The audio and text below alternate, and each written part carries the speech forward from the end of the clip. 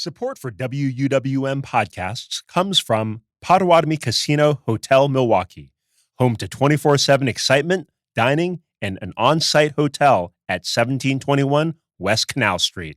More information at potawatomi.com. You're listening to Lake Effect Spotlight from WUWM, Milwaukee's NPR station. Here's one of our favorite conversations about the people, places, and organizations that shape Milwaukee. Several Wisconsin companies are suing the Trump administration to get back some of the money they lost due to tariffs. Companies began filing lawsuits back in December in the U.S. Court of International Trade. That was before the U.S. Supreme Court overturned many of Trump's tariffs last month. Milwaukee Journal Sentinel reporter Ricardo Torres has been following this story. He speaks with WUWM's Eric Vaughn fellow Maria Peralta-Arellano. So how did we get here? Can you walk me through the introduction of the tariffs all the way down to the lawsuit that we are seeing now? So these tariffs were filed from the Trump administration under the emergency, EPA is how the shorthand for it, but it essentially gives the president of the United States emergency powers to institute tariffs. So that was what was going on last year. President Trump was applying lots of different tariffs on lots of different countries, and that was impacting businesses here in Wisconsin and all across the country. And some businesses adjusted, whether that was eating the prices themselves, raising prices for customers. And here in Wisconsin, we had at least 10 businesses file lawsuits in the U.S. Court of International Trade trying to get some money back if and when these EPA tariffs were eliminated. And these lawsuits were mostly filed in December and January. And then we had the news from the Supreme Court that the president overstepped his authority in applying the tariffs in this way. So what exactly are the companies suing for? So what I've heard from some of these businesses is that they filed these lawsuits so if and when the courts were to act and strike down these tariffs, that they would be in a good position to try to recoup some of the money that they paid for those tariffs. And so that's kind of where we are right now in this process. The Supreme Court did not make it very clear as to how or if any money is going to be repaid to any of these businesses. That's still something that's being worked out right now. But this was a move that a lot of these companies made that they felt was in their best interest in terms of trying to get some of that money back for themselves, for their businesses, instead of waiting for the Supreme Court to act. So the companies that are currently suing for compensation are coming from various different industries. We have Kohl's, Milwaukee Tool, and even a shoe manufacturer that are a part of this effort. So are they all facing the same impacts trying to get that compensation for these tariffs, or how do they vary in how they're handling the tariffs to begin with? So each business handles the tariffs however they feel is best for them. So some businesses do a lot of work with China or India. Some of them don't do as much work with some of these companies. So the tariff rate changes in terms of how much is being imported. In none of these cases was there a specific dollar amount. Nobody was trying to sue to get back $10 million or anything like that. It was very vague in terms of the amount that they were seeking in terms of damages. So in your conversations with the businesses that are involved with suing for compensations for Trump's tariffs, did any of them speak about the road after? For example, if the compensation is granted, would that result in lowering prices for consumers, or what the plan is for after if compensation is not granted?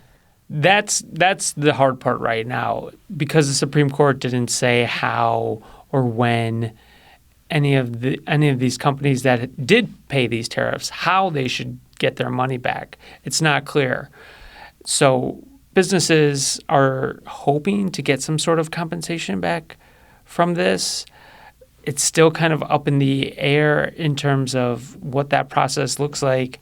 I talked to one business, shoe manufacturer, who likened this process to getting your tax refund. Like, we all pay taxes, and we get a refund when the government takes too much from our takes too much money from us in taxes, and so we get a refund when we file. And so they kind of likened it to that process, that they took too much in tariffs and they're hoping to get some money back. A lot of companies are keeping their comments pretty brief because this is still such a fluid situation.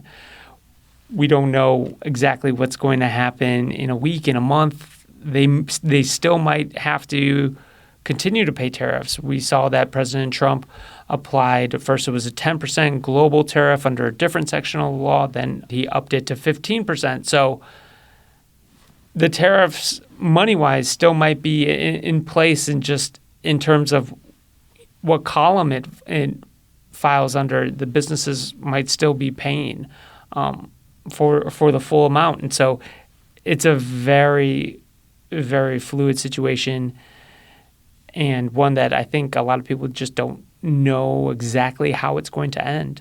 So outside of money, what impacts are businesses experiencing when it comes to these tariffs?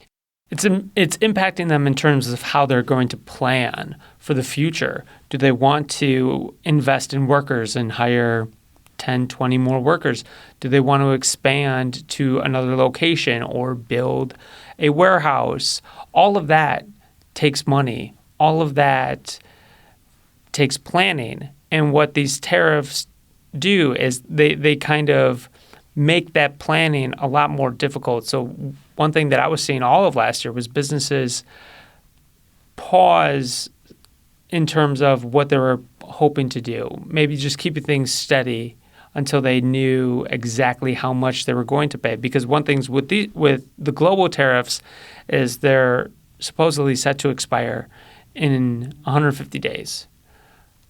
So does that mean that Congress is going to take those tariffs away? Are they going to keep them on? Are they going to up them in any way? We don't know. And so that's really hard for businesses to decide if they're going to hire a new batch of workers, if they're going to build a new warehouse, what their costs are going to be when they don't know what it's going to be like in the next 3-4 months. So for our average listeners, or for people who may not be keeping up as intensely with the news around tariffs, what are some of the key takeaways from this story to keep in mind? I think the biggest thing that I take away from this is we just don't know what's going to happen in the next few weeks and months. Nobody knows.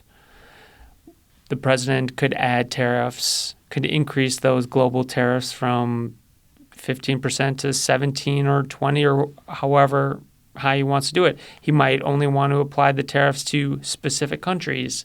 He might only want to apply tariffs to specific items. I had a story a couple of weeks ago. Harley-Davidson paid $31 million in aluminum tariffs in 2025. We just don't know exactly how this is going to play out. And that's what makes things difficult for businesses when it comes to planning, when it comes to hiring, when it comes to pricing what we're going to pay. And some businesses will pass those costs on to customers, and some businesses will decide to eat the costs themselves. And it's up to each individual business to decide what's the best way for them to handle the situation.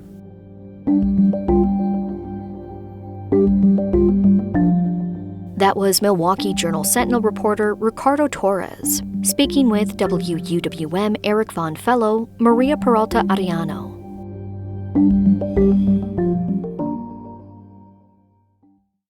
Lake Effect is a daily talk show on WUWM, Milwaukee's local NPR station. It's a show where we share the stories about the people, places, and organizations that shape the city. If you enjoyed this episode of Lake Effect Spotlight, subscribe to the podcast. You can find all of Lake Effect's conversations at WUWM.com/Lake Effect, and we're on the radio Monday through Friday at noon on 89.7. This is Tanya Mosley, co-host of Fresh Air. You'll see your favorite actors, directors, and comedians on late-night TV shows or YouTube. But what you get with Fresh Air is a deep dive. Spend some quality time with people like Billie Eilish, Questlove, Ariana Grande, Stephen Colbert, and so many more. We ask questions you won't hear asked anywhere else. Listen to the Fresh Air podcast from NPR and WHYY.